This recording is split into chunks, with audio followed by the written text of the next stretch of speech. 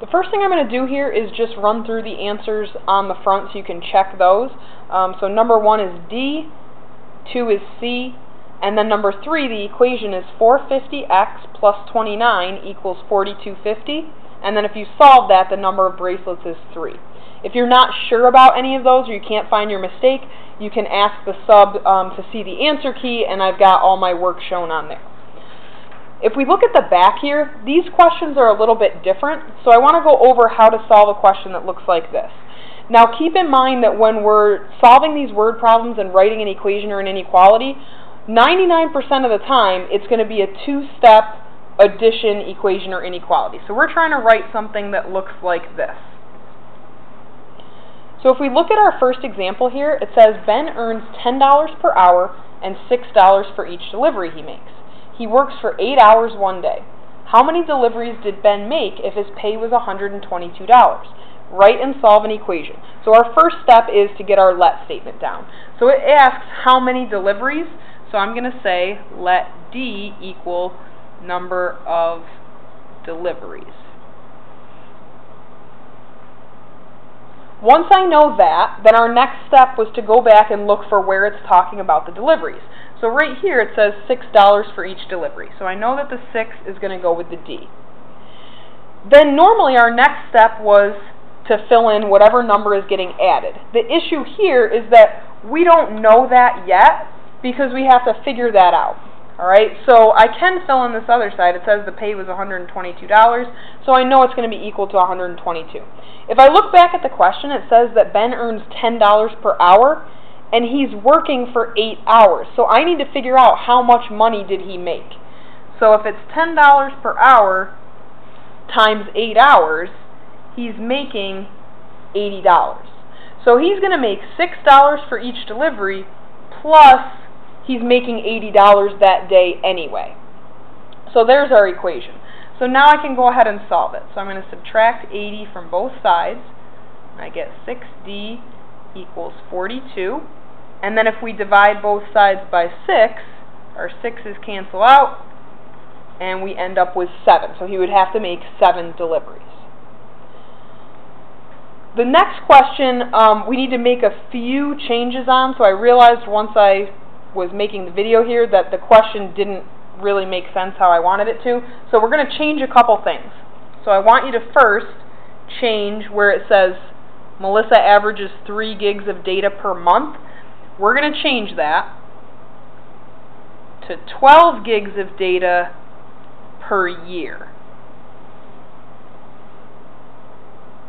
Okay, so $5 per gig of data, and she's averaging 12 gigs of data per year.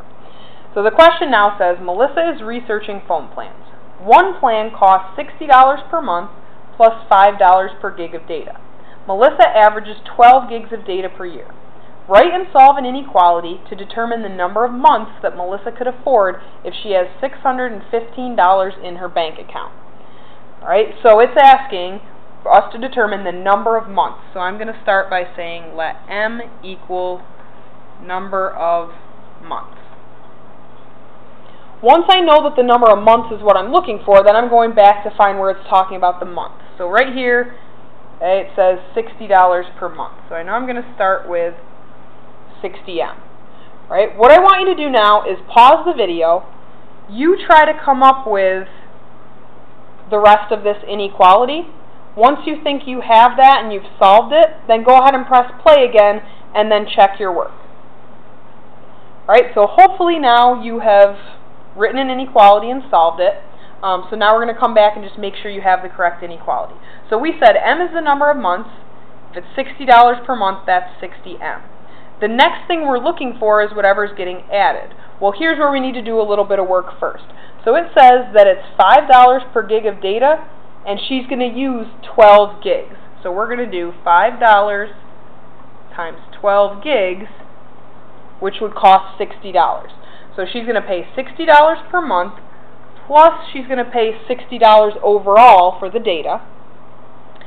She has $615 in her bank account. If you have $615, you can't spend more than $615. That's all the money you have. So we're going to do less than or equal to 615. Alright, so then at this point we're going to subtract the 60 from both sides. So we get 60m is less than or equal to 555. And then we're going to divide both sides by 60. So you should get m is less than or equal to 9.25. Well, m is the number of months that she's paying for, so you're not going to pay for 9.25 months. You pay for a full month or you don't. So if I'm looking at this, the number of months has to be less than or equal to 9.25, so we're going to bump this down and say she can afford less than or equal to 9 months. So she can afford 9 months or anything less. If she goes to up to 10 months, she's not going to have enough money for that. Alright, so let's look at our last question here. So Jim needs to rent a car. A rental company charges $21 per day to rent a car and 10 cents for each mile driven. He will travel 250 miles and he has $115 to spend. Write an inequality that can be used to determine D, the maximum number of days that Jim can rent a car. Alright, so take a second, pause the video, try to come up with that inequality. Okay, and then we'll talk about the last part in a second. So hopefully, at this point, you have an inequality written, so let's check that out. So it said that D is the maximum number of days, so I don't need to write a let statement, it's telling me D is the number of days. So if I look up here, it says $21 per day, so I know 21D. To get this second part, it says that it costs 10 cents for every mile, and he's going to go 250 miles. So we need to do 250 miles times the 10 cents a mile. Okay, if you do that, it's going to be $25. So he's paying $21 a day plus $25 for the mileage. He has $115 to spend. So again, if you have $115, you can't go over that, but you don't have to spend that much. So we're going to do less than or equal to 115. Alright, so now the last part says Jim believes the maximum whole number of days he can rent the car is 5. Is he correct? Why or why not? So again, pause the video for a second, solve the inequality, and see what you think. Alright, so hopefully you were able to solve this. So you should have subtracted 25 from each side.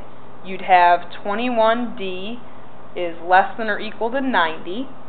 And then you would divide both sides by 21, and we would end up with D is less than or equal to 4.28 whatever. We're talking about days.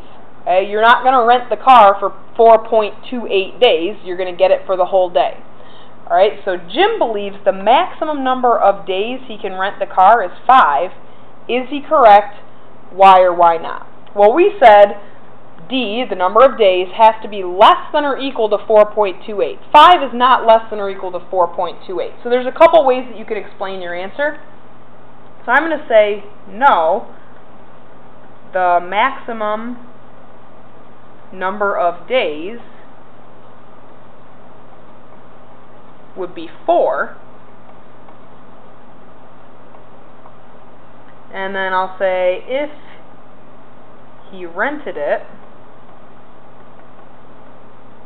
for 5 days, it would cost too much.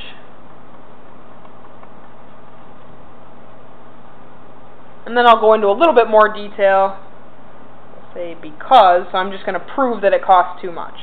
So $21 a day times 5 days is $105. Then $105 plus the $25 for the mileage would be $130. He only has $115. Alright, so that's it for the practice questions. If there's still time remaining in class, then the next thing that you can do is grab the solving equations puzzle from the sub, and you can work on that with a partner. So I'll just show you real quick what you're going to do for that. So you've got these puzzle pieces like this, and they all go together to make some shape. So say I just start with this equation, I solve it, I find the answer, say that the answer was 18, I would match up x equals 18 with that, and then maybe I would solve this equation, find the answer, and match it up.